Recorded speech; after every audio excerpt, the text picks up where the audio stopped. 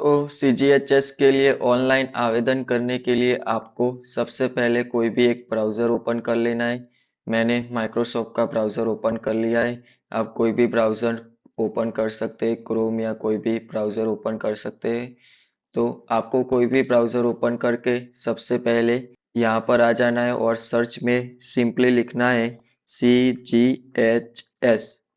CGHS लिख के enter press कर देना है आपको। एंटर प्रेस करने के बाद आपको ऐसी स्क्रीन दिखाई देगी। तो आपको सबसे पहली लिंक पर ही यहाँ पर क्लिक करना है, सेंट्रल गवर्नमेंट हेल्थ स्कीम। तो मैं क्लिक कर देता हूँ। तो आपकी ये सीजीएचएस की वेबसाइट ओपन हो चुकी है। तो हमें सीजीएचएस कार्ड अप्लाई करने के लिए अप्लाई फॉर सीजीएचएस कार्ड यहाँ पर क्लिक करना होगा। तो सिंपली क्लिक कर देते हैं। थोड़ी यहाँ पर हमें वेट करना है थोड़ा। तो देखिए ये खुल चुका है। यहाँ पर डॉक्यूमेंट की लिस्ट दे रखी है हमें। Click here for instruction for all applying serving beneficiary. तो सर्विंग एम्प्लॉय के लिए कौन कौन से डॉक्यूमेंट की आवश्यकता होगी इसकी यहाँ पर लिस्ट दे चुकी है। इसके बारे में हमने डिटेल्स में देख लिया है, तो यहाँ पर हम नहीं देखते और सिंपली हमें क्या करना है, कंटिन्यू पर क्लिक कर देना है। यहाँ पर आपको आपका मोबाइल नंबर डालना होगा और मोबाइल नंबर डालने के बाद सिंपली वेरीफाई पर क्लिक कर देना है। आपके फ़ोन में ही ओटीपी आएगा, ओटीपी एंटर करना है आपको। तो मैं यहाँ पर ओटीपी लिख देता हूँ और ओटीपी लिखने के बाद सिंपली आपको वैलिडेट ओटीपी पर क्लिक करना है। तो ओटीपी वैलिडेट सक्सेसफुली हो गया है हमारा। ओके प्रेस कर देना है। थोड़ा वेट करना है यहाँ पर। तो आज हम यहाँ पर 4 तरीके से हम सीजीएचएस कार्ड के लिए अप्लाई कर सकते हैं। पहला है retired employee applying for pensioner CGHS card. तो इस पेंशनर के लिए सीजीएचएस कार्ड कैसे अप्लाई करते हैं, यहाँ से होगा। Serving employee and applying for CGHS card for first time. तो जो अभी सेंट्रल गवर्नमेंट में काम कर रहे हैं और पहली बार सीजीएचएस कार्ड के लिए अप्लाई कर रहे हैं, वो उन्हें यहाँ पर क्लिक करना होगा। सीजीएचएस का रिन्यू करने के लिए यहाँ पर क्लिक करना होगा। और additional of new dependent in serving card, new dependent आपको ऐड करना है, तो यहाँ से आप ऐड कर सकते हैं। तो आज हम सर्विंग एम्प्लॉय के लिए सीजीएचएस कार्ड कैसे अप्लाई करते हैं उसके बारे में देखने वाले हैं और नेक्स्ट वीडियो में हम पेंशनर के बारे में सीजीएचएस कार्ड कैसे अप्लाई करते हैं वो देखेंगे। तो चलिए अब हम serving employee applying for CGHS card for first time, तो सर्विंग एम्प्लॉय के लिए सीजीएचएस कार्ड कैसे अप्लाई करते हैं उसके बारे में देखते हैं। तो यहाँ पर हमें सिंपली अप्लाई हियर पर क्लिक कर देना है। थोड़ा वेट करना है हमें। तो ये स्क्रीन हमारी ओपन हो चुकी है। यहाँ पर हमें पूरी डिटेल्स भरनी है। तो सबसे पहले नाम से शुरुआत करते हैं। यहाँ पर नाम लिख देना है। हिंदी में आपका नाम ऑटोमेटिकली आ जाएगा, आपको एंटर करने की ज़रूरत नहीं है। यहाँ पर आपकी डेट ऑफ बर्थ सिलेक्ट कर लेनी है।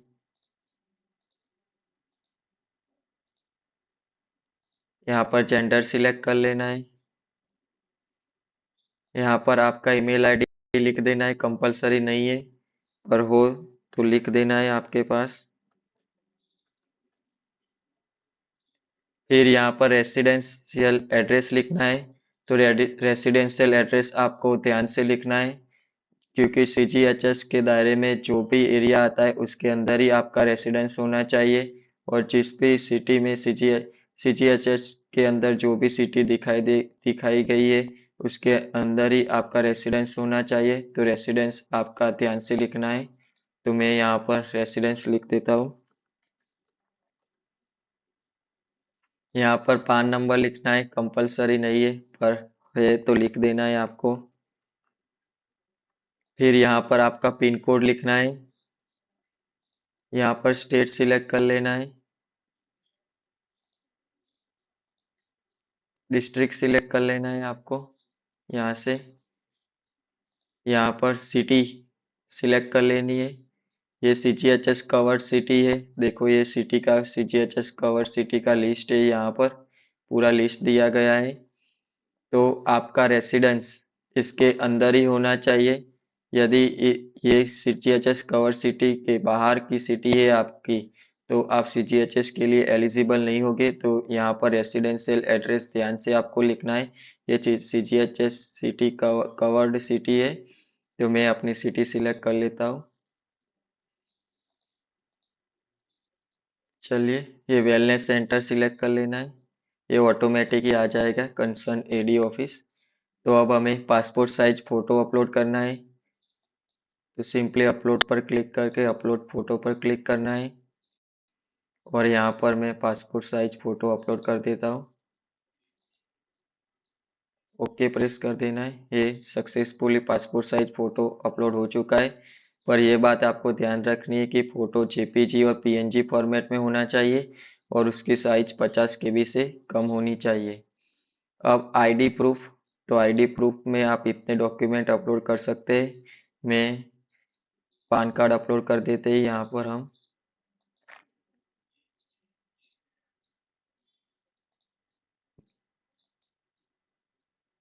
अपलोड पर क्लिक करना है। पान कार्ड अपलोड हो चुका है। रेसिडेंस प्रूफ, तो रेसिडेंस प्रूफ तो यहाँ पर letter issued by head of department certifying residential address वो सिलेक्ट कर लेते हैं और एड्रेस प्रूफ प्रूफ अपलोड कर देता हूँ मैं। आप इनमें से कोई भी सिलेक्ट करके एड्रेस प्रूफ अपलोड कर सकते हैं। तो मैं ये सिलेक्ट कर लेता हूँ और रेसिडेंशियल प्रूफ अपलोड कर लेता हूँ और अपलोड पर क्लिक कर देना है। तो ये मेरा रेसिडेंशियल प्रूफ भी अपलोड हो चुका है। अब बेनिफिशियरी सर्विंग डिपार्टमेंट डिटेल्स, तो यहाँ पर आपको ऑर्गेनाइजेशन नेम, जिस भी आप ऑर्गेनाइजेशन में काम कर रहे हो उसका नाम यहाँ पर सिलेक्ट कर लेना है आपको। जिस भी ऑर्गेनाइजेशन, यहाँ पर सभी ऑर्गेनाइजेशन के नाम लिखे हैं जो CGHS में आती है। तो आपको आपके जो भी आप डिपार्टमेंट में काम कर रहे हो, ऑर्गेनाइजेशन में काम कर रहे हो, और वो यहाँ से सिलेक्ट कर लेना है। तो और यहाँ से आप सर्च भी कर सकते हैं।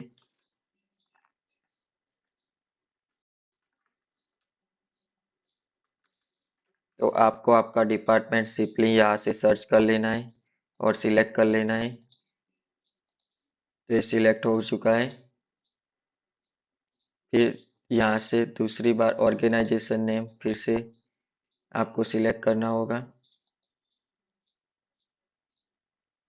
यहाँ पर वेट करना है, ओके प्रेस कर देना है, ओके प्रेस कर देना है। तो ये ऑर्गेनाइजेशन सिलेक्ट हो चुका है नेम। यहाँ पर सर्विंग ही रहने देना है।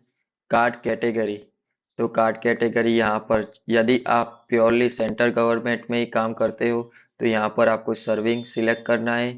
यदि आप ऑटोनोमस बॉडी में काम करते हो, ऑटोनोमस बॉडी मीन्स जो जैसे कि हमारा सर्विस रिसर्च सेंटर हो गया, फिर एम्स आती है, एम्स सभी एम्स ऑटोनोमस बॉडी में आती है सेंट्रल गवर्नमेंट की।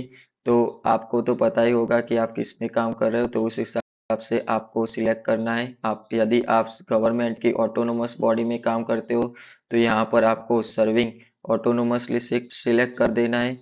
नहीं तो यदि आप प्योरली सेंट्रल गवर्नमेंट में ही काम करते हो तो आपको यहाँ पर सिंपली सर्विंग पर क्लिक कर देना है।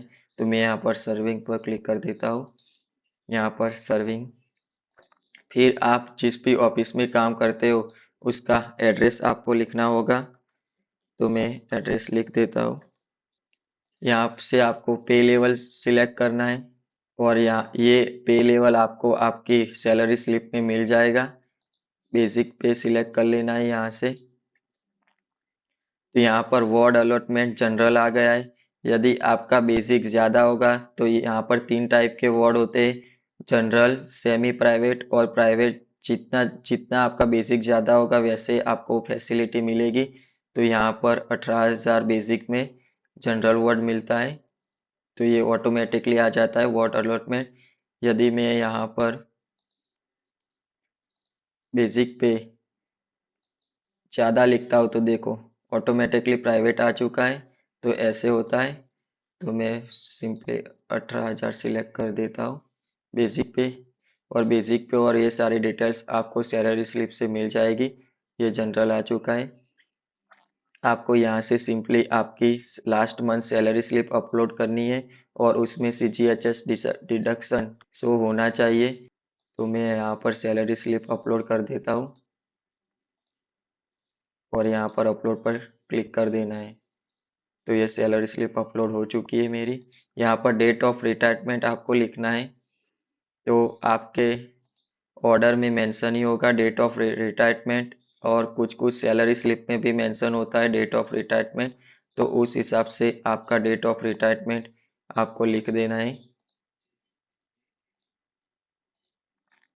फिर यहाँ पर पूछ रहा है are you on deputation. Deputation means आप आपको जो ऑफिस दी गई है उसके अलावा आप दूसरी ऑफिस में काम कर रहे हो, तो उसको डेप्यूटेशन पर कहते हैं।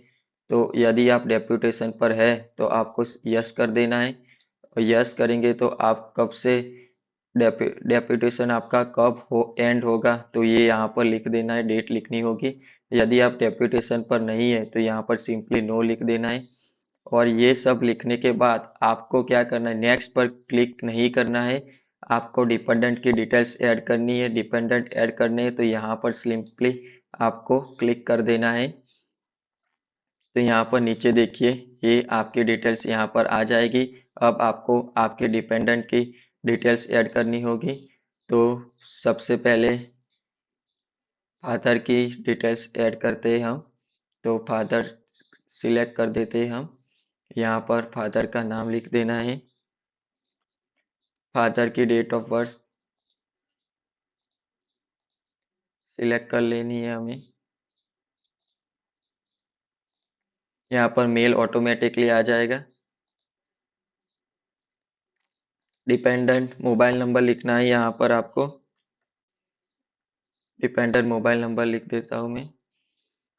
फिर यहाँ पर डिपेंडेंट का पान नंबर लिखना है। ये कंपलसरी नहीं है पान नंबर, अगर यदि आपके पास है तो पान नंबर लिख देना है, नहीं तो आप नहीं लिखेंगे तो भी चलेगा।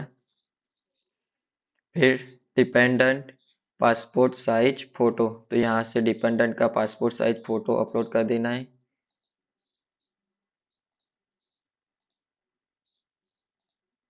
तो डिपेंडेंट का पासपोर्ट साइज फोटो अपलोड हो चुका है।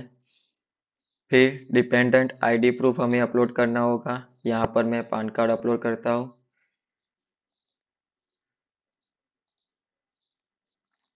तो पान कार्ड अपलोड कर देते हैं सिंपली। फिर यहाँ पर डिपेंडेंट इनकम सर्टिफिकेट अपलोड करना होगा। तो इनकम सर्टिफिकेट में ये दो डॉक्यूमेंट आप अपलोड कर सकते हैं। पर यदि आपके फादर कुछ काम नहीं कर रहे, उनकी ज़्यादा एज हो चुकी है, वो घर पर आपके साथ ही रहते हैं, तो आपको इनमें से कोई भी सिलेक्ट करके ऑप्शन सिलेक्ट करके आपको क्या करना है, डिपेंडेंसी सर्टिफिकेट अपलोड करना है। और डिपेंडेंसी सर्टिफिकेट के बारे में हमने पहले चर्चा की है। तो आपको वहाँ से डिपेंडेंट सर्टिफिकेट ले लेना है आपके डिपार्टमेंट से, और यहाँ पर आपको अपलोड करना होगा। यदि आपके फादर कुछ काम नहीं कर रहे, आपके साथ ही रह रहे, उनकी उम्र हो गई है तो यहाँ पर सिंपली कोई भी ऑप्शन यहाँ पर सिलेक्ट करके आपको इनकम सर्टिफिकेट में आपको क्या करना है, यहाँ पर डिपेंडेंसी सर्टिफिकेट उनका अपलोड कर देना है। तो यहाँ पर सिंपली मैं डिपेंडेंसी सर्टिफिकेट अपलोड कर देता हूँ। तो ये फादर की डिटेल्स ऐड हो चुकी है। तो अभी हम सिंपली क्या करना है, ऐड डिटेल्स पर सिलेक्ट कर देना है। तो यहाँ पर देखिए फादर की डिटेल्स ऐड हो चुकी है। अब हम दूसरे डिपेंडेंट की डिटेल्स ऐड करेंगे। अब हम मदर की डिटेल्स ऐड करेंगे। यहाँ पर मदर का नाम लिख देना है। यहाँ पर मदर की डेट ऑफ बर्थ सिलेक्ट कर लेनी है। फीमेल ऑटोमेटिकली यहाँ पर आ जाएगा। मदर का मोबाइल नंबर, डिपेंडेंट का मोबाइल नंबर आपको लिखना है। तो मैंने मोबाइल नंबर लिख दिया है। पान नंबर आपको मदर का पान नंबर लिखना है, यदि है तो लिखना है, नहीं तो आप नहीं भी लिख सकते। फिर आपको मदर का पासपोर्ट साइज फोटो अपलोड करना होगा। तो हम यहाँ से पासपोर्ट साइज फोटो अपलोड कर देते हैं। ओके प्रेस कर देना है। ऐसी एरर आपको आएगी तो आपको घबराना नहीं है, सिंपली यहाँ पर क्लिक करते रहना है, ये एरर दूर हो जाएगी। ये एरर सभी को परेशान करती है और आप फॉर्म अधूरा छोड़ देते हैं, पर आपको फॉर्म अधूरा नहीं छोड़ना है, ऐसे ही क्लिक करते ही रहना है, हो जाएगा आपका।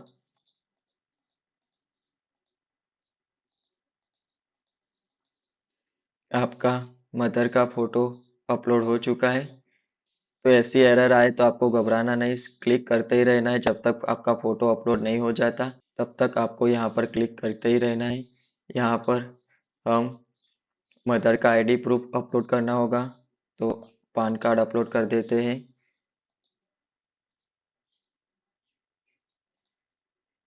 तो सिंपली यहाँ पर अपलोड पर क्लिक करके पान कार्ड अपलोड कर देते हैं।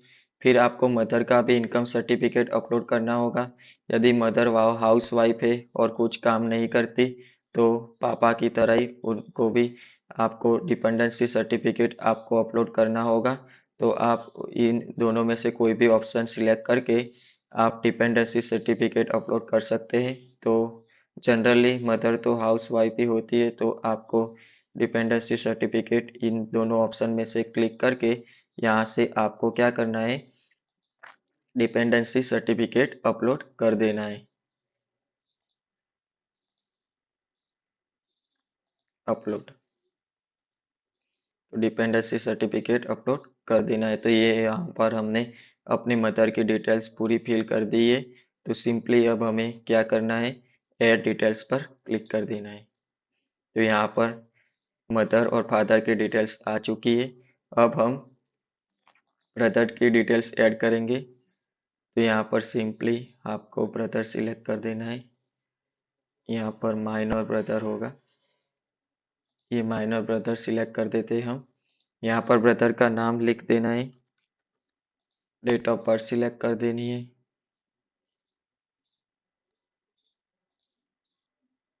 मेल ऑटोमेटिकली आ जाएगा। फिर ब्रदर का मोबाइल नंबर लिख देना है। यदि मोबाइल यूज़ नहीं करता तो आप कोई भी डिपेंडेंट का मोबाइल नंबर यहाँ पर लिख सकते हैं। ब्रदर का पासपोर्ट साइज फ़ोटो आपको यहाँ से अपलोड करना है। तो ऐसी एरर आती है तो आपको घबराना नहीं है, सिंपली क्लिक करते रहना है, तो फोटो अपलोड हो जाएगा। ऐसे ही क्लिक करते रहना है, फॉर्म अधूरा छोड़ना नहीं है, इसकी वजह से, ये टेक्निकल इश्यू की वजह से ये आता है। तो आपको यहाँ पर क्लिक करते ही रहना है, फोटो अपलोड जब तक नहीं हो जाती तब तक यहाँ पर क्लिक करते ही रहना है आपको।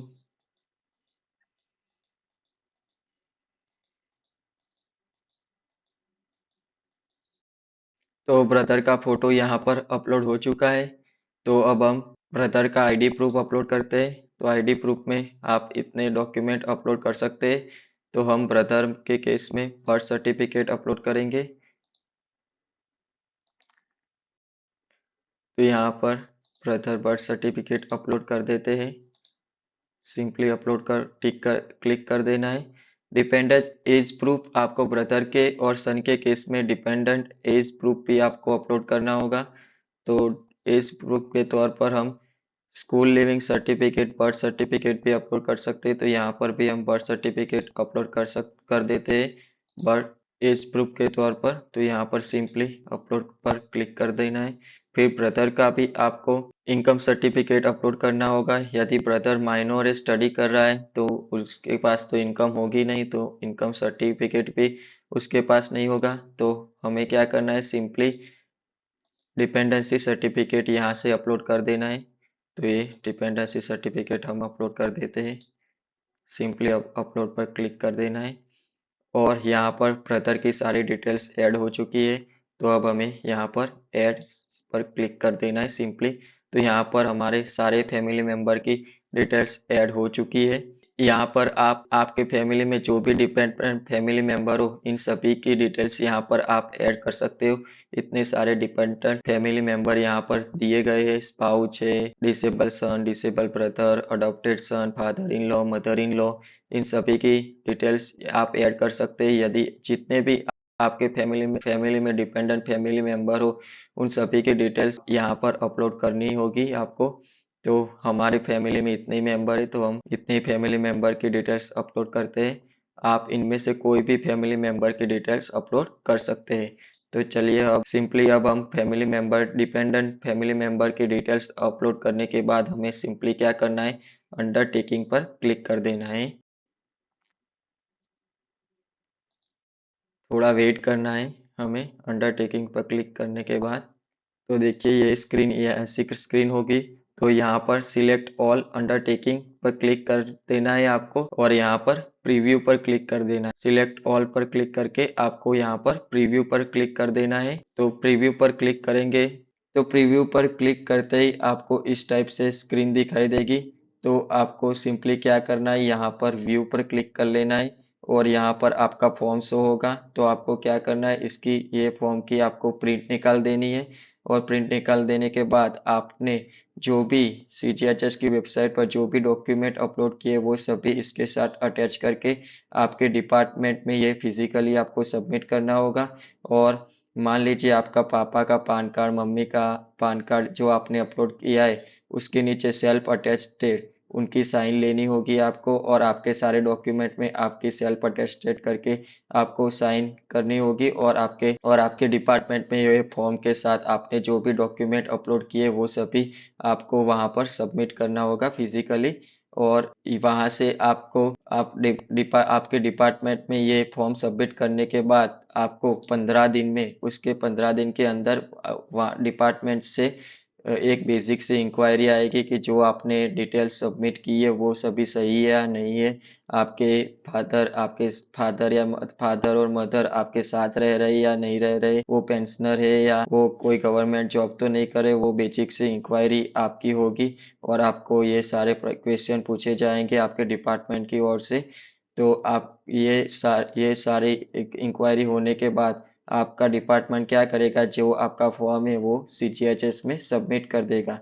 और CGHS में सबमिट करने के बाद आपको एक हफ्ते में आपके रजिस्टर्ड मोबाइल नंबर पर मैसेज आ जाएगा कि कार्ड अप्रूव्ड बाय CGHS। और यहाँ पर भी आप स्टेटस देख सकते हैं, किसी कार्ड अप्रूव्ड बाय CGHS ऐसा स्टेटस में मैसेज आ जाएगा। तो ऐसे आप CGHS कार्ड के लिए आवेदन कर सकते हैं ऑनलाइन, और कार्ड ऑनलाइन निकाल सकते हैं। तो thank you for watching my video. और इसमें आपको कोई भी दिक्कत आ रही हो CGHS कार्ड में, तो आप मुझे कमेंट में लिख देना, मैं आपकी ज़रूर से हेल्प करूँगा। और कोई भी दिक्कत आए तो सिंपली कमेंट में लिख देना, मैं आपकी पूरी तरह से हेल्प करूँगा। Thank you for watching my video. Thank you.